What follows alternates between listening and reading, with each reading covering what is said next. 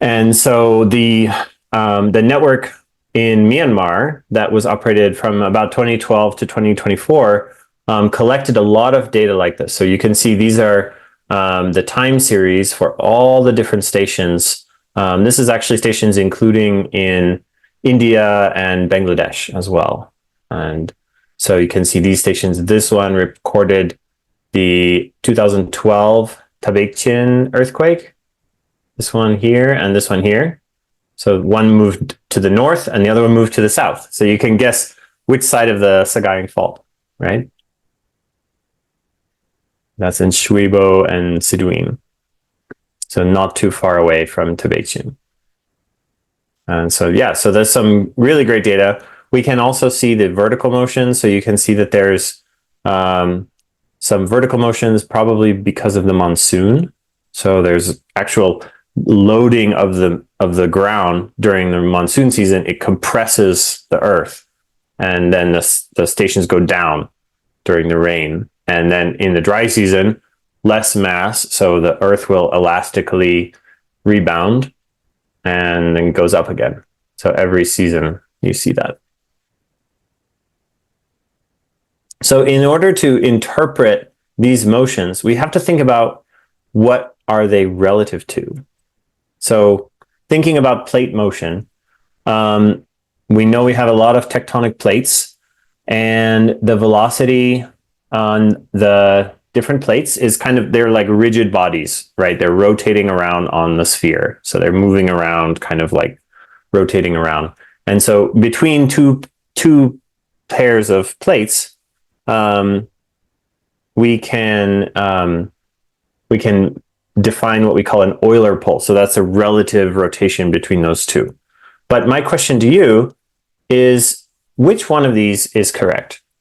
If we have two plates and they're moving past each other, right? So we have maybe like the Sagaing Fault in between. So which one is correct? Both plates are moving equally, or only plate B is moving south, or only plate A is moving north? What do you think? Give you a minute to think about it. Try to pick your answer. Oh, I'm sorry. I have two number twos. It's incorrect. This one is number 3. So 1, 2, and 3. Okay, the audience can answer these questions. Any participants?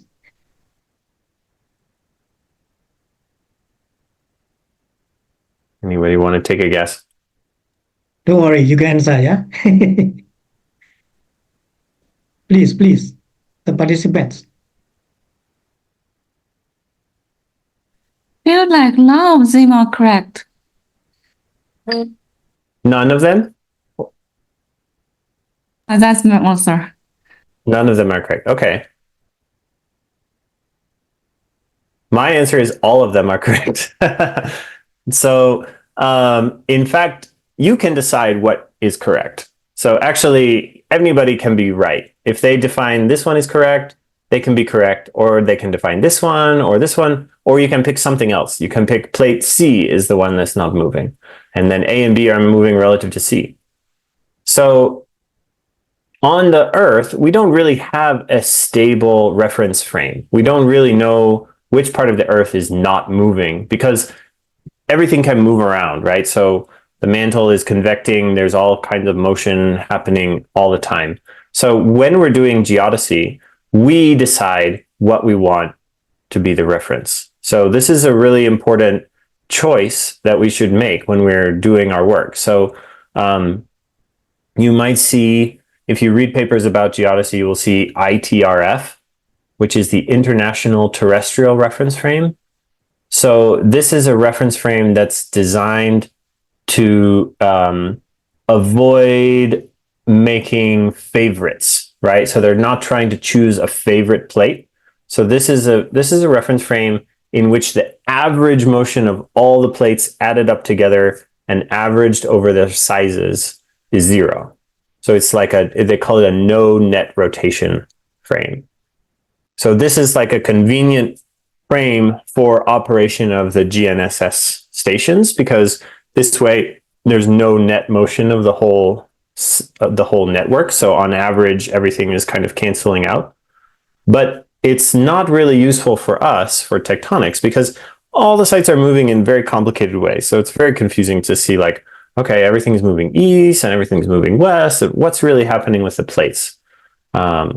So I can show you an example. So this is what the ITRF velocities looks like in Southeast Asia. And everything is kind of moving east, except it seems like they're kind of trying to avoid Myanmar. So everything is kind of going around, right? And that's a little bit hard to understand what's the real tectonic motion in this velocity field. It's like these stations are moving that way, these ones going that way. It's sort of hard to tell. So here's the same data set, and now I just converted it into India reference frame. So in this reference frame, India plate is not moving. And then you can see everything else is moving around India. So it looks like India is just sitting there and Eurasia is coming down and going around it. So that's one hypothesis for what the motion should look like. This is the area that's fixed. So basically pick some stations around here, measure their motion, and then subtract that motion from all the other plates using the reference frame translation. So here's another one. In this case, the Sunda plate is fixed. So now you can see that India is moving north, and then there's this kind of escape and spiraling around because of the syntaxis. So in this area, there's this escape and flow. And so this one, I think this is usually a more useful reference frame for this area because we can see, oh yeah, so there's definitely some shear, right? This area is moving fast to the north and this one is not. So there's got to be some strike slip. And you can see maybe there's a little bit of convergence here relative to these stations, right? These ones are moving relative to those, but it would be nice to have a little bit more data in here. So we'll talk about that next. So yeah, so this is between these velocity fields, right? ITRF, India, Sunda, and we can define other ones too. We can say Eurasia reference frame. We can say Myanmar reference frame. I'll show you some more examples later. So all of them are correct. It's just a different way to view the data. So we take the same data and transform into another reference frame, and then we can see what's happening. Maybe you want to put like a Tibet reference frame and then see how everything is moving around Tibet. Or maybe you want like a Yunnan block reference frame, and then you can see how things are moving relative to that. So it can be a useful way to view kind of your local area, to pick your own reference frame. So, okay, so I want to show a little bit about what we did to fill in that data gap, right? So we went out, these are some stations. This is a station that we surveyed. So this is our instrument, and it's sitting on a little set of legs, so it can be exactly horizontal, so that it will sit directly above the marker point. And then we put inside here, we put the receiver, so that and the battery, so that it won't get eaten or bothered by anybody. So, you know, Myanmar has a lot of interesting tectonics. I'm sure that the people in the audience know much better than me about all the tectonics and the earthquake hazards in the area. So, you know, we have the Sagaing Fault, we have the Rakhine Bangladesh megathrust, we have the Indo-Burman Range, maybe some faults active in there. We have the Myanmar Central Basin, we have the Bagoyoma, we have the Shan block and the faults in the Shan state, and then all the way out into Yunnan, where there's even more faults. So, and of course, there's a long history of earthquakes. So this is just a few earthquakes, some big ones in the last few centuries, and then in the 20th century, quite a few earthquakes along the Sagaing Fault, plus in Shan State and up into Yunnan that have been kind of damaging in that region. So lots of earthquake hazards in the region. So what we really want to do is study this area and try to understand how are the plates moving, and maybe understand what about, you know, what faults might be most hazardous in the future. So familiar to me, California, this is the San Andreas Fault. It's about the same size as the Sagaing Fault. But the San Andreas Fault has 2,000 GPS stations, and the Sagaing Fault only had about 20 when we started our work. So we thought, okay, we can do a little better than 20. Let's start surveying some new GPS stations. So yeah, this is the area that we started out with. There are some stations near Mandalay that had been surveyed by Krusvini and Morin et al. And there's just a few stations like right here, but basically nothing in this whole region before 2015. So we wanted to start measuring these stations.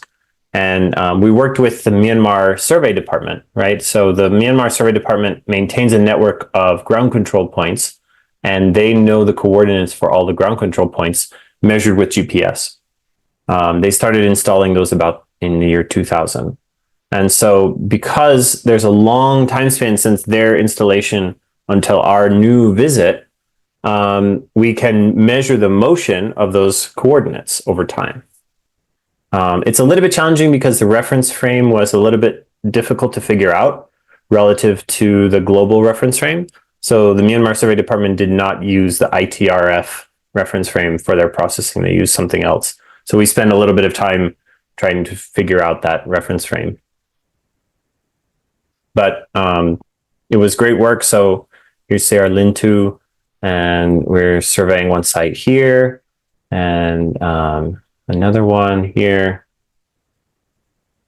So some of the sites are in like a school because it's a kind of a good safe area. So this was a nice site because we can leave it overnight, right? Remember, we need to average for about 24 hours. And this site that I showed earlier, this one is not so safe. So we have to maybe ask somebody to watch it overnight just to make sure that it's safe. Sometimes it's a little bit difficult to find the site. So Sarah Lintu and Ko Wimpie found the site. It's buried underneath the mud. It's about 1 foot underground. But we had the GPS station coordinates. So we thought, okay, it has to be here. So let's start digging a hole. So we found the station, luckily. Sometimes we didn't find the station. We didn't find all of them because things can happen. Eventually the station might be destroyed. So it's always a little bit of a risk when you go to a new station, whether it's still there or not. It's not sure. Some of the stations, this one we spent about half an hour looking in the field, and we couldn't find it until finally somebody tripped on the concrete block and they said, oh, I found it. So it's difficult to find if there's too much vegetation. This one, you can tell there's going to be some noise from the multipath, right? The trees are adding some noise to that station, but we still do the best that we can. Hopefully it's okay. And of course we have some challenges. So luckily we have a really good field crew and everybody knows what to do. So I learned how to change a tire and they're really experts. So it's not a problem. We had a lot of fun. The hardest ones, maybe the station that's hard to get to, right? This station, it's on the coast and you can only go at low tide. So you cannot go at high tide. You can actually see our bucket. The bucket is right here. This is the GPS station. So it's there, but we can't go there. So we have to come back at low tide, I think around sunset. So even though it's complicated, it's a pretty location. So I'm very lucky to get to travel to so many places around Myanmar during this survey. And so in total, we established about 100 sites. And so this is the names of all the sites and their locations. So you can visit the sites if you want to. You can go back and resurvey them. But these are the sites that we surveyed. The ones in different colors, you can see which year we visited. So sometimes we visited it in 2 different years. Some of the sites only visited once. So that means maybe we should revisit it again in order to measure the motion better. But these are the results that we got. So in the Sunda reference frame, this is what the velocities look like. So the red ones are the continuous sites, the permanent network. And then the black ones are the data that we obtain. So our processing of those data. You can see there's maybe some little bit of disagreement. So that's possibly a reference frame between the two networks. There might be a little bit different reference frames. So that might be one challenge that we're facing. But we have a lot of data. So finally, we can actually see the motion in the central region of Myanmar. So it's pretty exciting. But I think this is not actually the best reference frame, right? So it's still, everything just seems like it's kind of going in the same direction. It's hard to tell the small differences between the velocities. So we should put it in a reference frame where the velocities can be a little bit easier to tell relative to each other. And so what I did is I defined a reference frame for the Myanmar Central Basin. So all the stations around here are defined to be not moving. So in this area, nothing's moving. Then we can see what's happening around it. So Yunnan and Shan Block are moving south relative. And then we have the Indo-Burman Range moving north and coming around. Then over here on the coast, we have everything moving inland.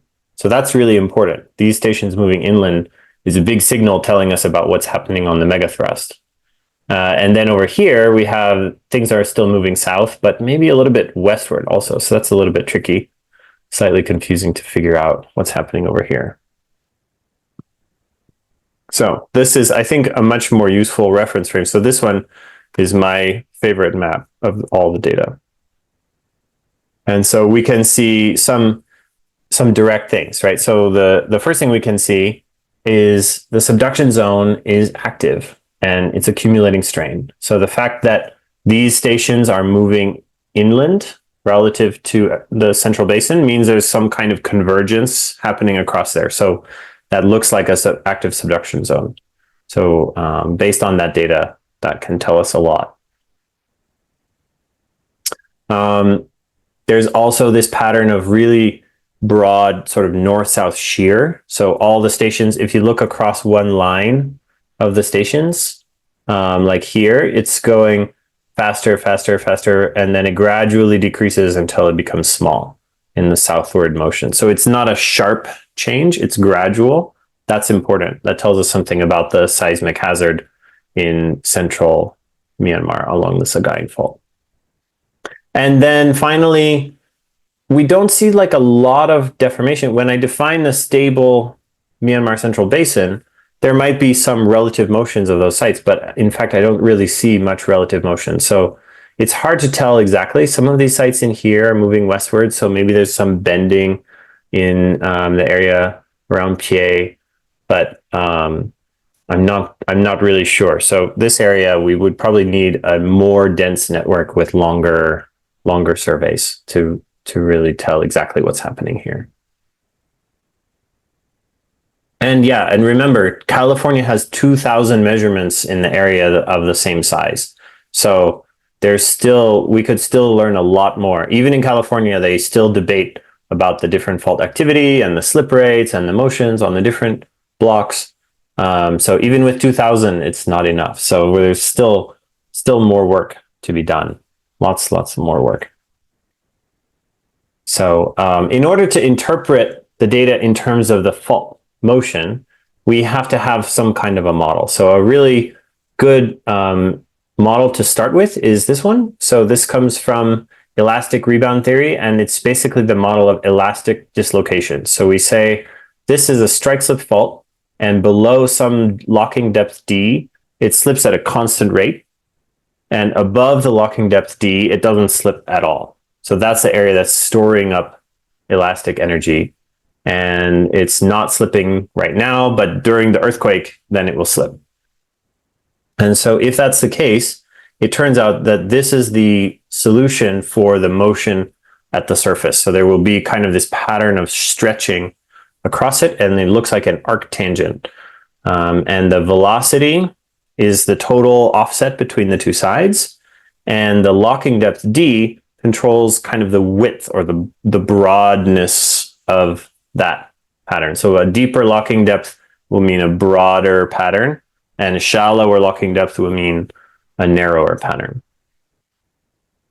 So this is a really great model for trying to understand and fit the velocities so that we can say, okay, what's the slip rate? That will tell us about the earthquake hazard. And what's the locking depth? That also tells us about the earthquake hazard, because the deeper locking depth means a larger earthquake. The more surface area of the fault that can slip. And so Tazin Tet Tin was one of the students who came in the field with me during our field surveys. And then she went to Japan to do a PhD. So this is her PhD study on these data. So she actually used the data around Mandalay, around the Mektila segment, and then around the Bago segment. And unfortunately, the Pew and the Naypyidaw segment didn't have enough data, so she couldn't study those areas. But these three segments, she made the models. So in the Sagaing segment here, we got a slip rate about 23 millimeters a year and a locking depth about 10 kilometers. So that's similar to other results that were fit. You can see there's some different models that will also fit the data. So we have to have some uncertainty measurement for the different data. Then in the Mektila segment, we have a similar slip rate, right? 23.7, 22.8. It's almost the same. But the locking depth is a little bit deeper, 16 instead of 10. So this means a deeper locking depth means that that's actually a larger hazard, right? And if you remember the history of Sagaing Fault, this area did not have an earthquake since around, I think, 1830. So it's possibly, this one could be a hazard because the deeper locking depth means also a greater hazard. So this could be a large earthquake if it happens. Then Naypyidaw and Pew, we don't have any data, unfortunately, but in the Bago segment, you can see it's kind of noisy, right? There's some data over here, some data over here. It's hard to fit the data, but if we do fit it, we get a locking depth about the same, but the slip rate is lower. So that's kind of still a mystery, trying to understand what is really happening in this segment. But my opinion is the data look a little bit noisy. Maybe we need to do some more work in that area. So hopefully one of you students in the class will be able to do that work, and you can resurvey those old stations, and then hopefully sometime in the future we can learn more about that. So the other thing that we did with the data is we tried to make a 3D model. So first thing I did was I used the GPS data to make a map of the strain. So this is kind of low resolution because we don't have a lot of data, but if we just interpolate all the GPS data and then we take the derivative, that will be the strain. So the change of the motion, and we can make a map of strain rates. So you see the convergence across this area. This is data mostly based on the Indian and Bangladesh GPS sites, but also some sites here in Myanmar. And then you can see that thrust motion convergence is really perpendicular to the coast everywhere along this area. And then over here, this is actually strike slip motion. So we have kind of coming in and going out. So that's meaning basically shear. So we have nice shear, right lateral shear all along the Sagaing Fault. It looks like higher shear rates here in the center, but I think it's because we have more data in that region. This is the Sagaing segment and the Mektila segment. Then down here, we don't have enough data, so it's harder to map the strain. So what we tried to do is make a 3D model of the faults. So here we have the Sagaing Fault. I put in some other faults here. Then we have the Kabo Fault. Unfortunately, I have to connect all the faults together. So I can't have a fault that ends. And so the Kabo Fault maybe ends around here, and the Bagoyoma fault ends here, but I have to connect them because otherwise the model cannot work. So we have to have closed blocks for our block model. And then I have a model of the Rakhine Bangladesh megathrust. The colors mean the depths. So I have triangles for each depth on the fault. And so this is like a 3D model of all the different faults. And we try to fit the data and see how the different blocks should move. So each block has to move, and then it also has a locking depth. The elastic rebound theory, we can predict the strain along the faults. So here's one model. This model, I didn't include any faults other than the Sagaing fault and the megathrust. So in this case, you see that the Sagaing fault has all of this north-south motion, and the megathrust has a pretty fast convergence rate, about 22 millimeters a year. So almost equal to the Sagaing fault in terms of the slip rates, right? Slip rate of Sagaing fault is 22, 23, and the slip rate, the convergence rate of the megathrust is about the same. But there's some parts that are a little bit weird, like we have a big strike slip motion over here, but in Bangladesh, we don't see any evidence of strike slip faults over there. This one is possible. It's really fast, though. That's hard to understand if that's real or not. So the alternate model, we include more faults, right? So now I include the Churachandpur Mao fault connecting up to these other faults through the southern part of the Indo-Burman range. And we have the Kabo fault and the Bagoyoma fault. And so they can take up some parts of the motion. So then the result, the Sagaing fault doesn't change that much, maybe a few millimeters a year, but we have pretty good data here. So it's not that uncertain. But the megathrust changed a lot. So now it's only 15 millimeters a year slip rate. But this fault has about 10, maybe anywhere in between 8 to 10 millimeters a year. So this is the best that I can do. I think it's not the right answer. So maybe some of you in the future will do better and you'll figure out the right way to map all the faults and connect them up so that we can understand which blocks are moving where. So maybe I should connect these two faults together instead of like this. Maybe I'm missing a lot of faults in the Myanmar Central Basin. Maybe my faults in the Shan Plateau are not very good. I should put some faults in different places. So I really hope that this is only the starting point, because I think it's not the best model that we can make. But it will help to have more data also. So sometime in the future, I hope that these stations, you can see the circles or the ellipses are the uncertainties. And some of them are really big, right? The uncertainty is really big because we didn't have enough data.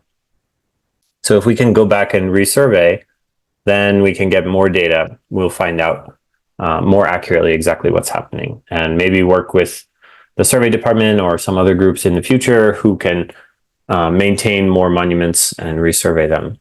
So I hope that this is just the beginning of understanding for the tectonic motions in this area, because it doesn't fit the data that well, right? Some of them, the model is the red one and the data is the black one. Sometimes they're going the wrong way. So that means it's not the best model that we can do. We're still missing some information here. So I think that, this is a good starting point, but there's a lot more that we can still do. So overall, I would say that, the lessons learned is that the Sagaing fault is definitely high hazard, especially the central part of the Sagaing fault. And, we can measure both the slip rate and the locking depth, like Tazin was able to do. And the Rakhine Bangladesh megathrust is probably a high hazard as well, but it's harder to measure the slip rate, right? It could be 15, it could be 22. That's a big difference in terms of the hazard. But in both cases, the hazard is high, right? So we can always say that it's probably a high hazard. And this could definitely be a big problem if there was an earthquake there, because it can generate tsunamis. So something to worry about, but hopefully we can get a little bit more data to understand that. And there's also other fault activity somewhere in this area, but it's hard to know the rates, and it's really hard to do the mapping correctly because we don't know exactly how these faults connect up to each other. So that's still a challenge for our understanding of the tectonics, is really how do the faults link together, or how does the deformation get distributed around that zone over time? And I think there's a lot of potential in the future. All of these sites should be there. they should still be there. Some of them we only surveyed one time, like the ones in blue, we only visited them one time, so we don't have the velocities for that station because we only measured it once. We don't know how fast it's moving. So hopefully that's something that that Myanmar geodesists will do in the future. And if possible, I want to go along. I would love to visit again these sites and work again in Myanmar. So and of course, you know, it's frustrating to wait, but in fact, it's okay because the longer we wait, the more accurate the results will be. Of course, if we can find the sites. So as long as we find them, then we're okay. We'll still be able to find them and measure their motion. Then the longer we wait, the better, because it's a longer time elapsed. So then we get a more accurate velocity. It's also possible to install more continuous reference stations like the EOS DMH network. So actually the instrumentation to build these is getting a lot cheaper now. So it's now possible to install it for like maybe a few $100s. Used to be like $10,000 or $20,000. Now it's getting a lot cheaper. So hopefully that's going to be a new avenue in the future. And the last thing I want to mention is I didn't talk at all about INSAR. So INSAR is another geodetic technique that's really exciting for a place where it's hard to get ground-based data because it's satellite-based. So INSAR is a synthetic aperture radar that's operated from a satellite and can measure motions of the ground. And it's really good for mapping subsidence, so aquifer subsidence or oil extraction. You can map really easily. So we can see in Yangon during this period, the ALOS-1 data collected show that there's not very much subsidence.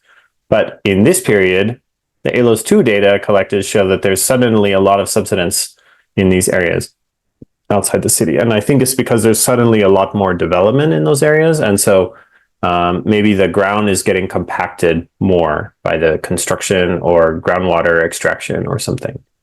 And potentially we can even map tectonic deformation with INSAR in the future too. So I said that someday I will give another talk, or maybe some of you will learn about INSAR and you can give the talk.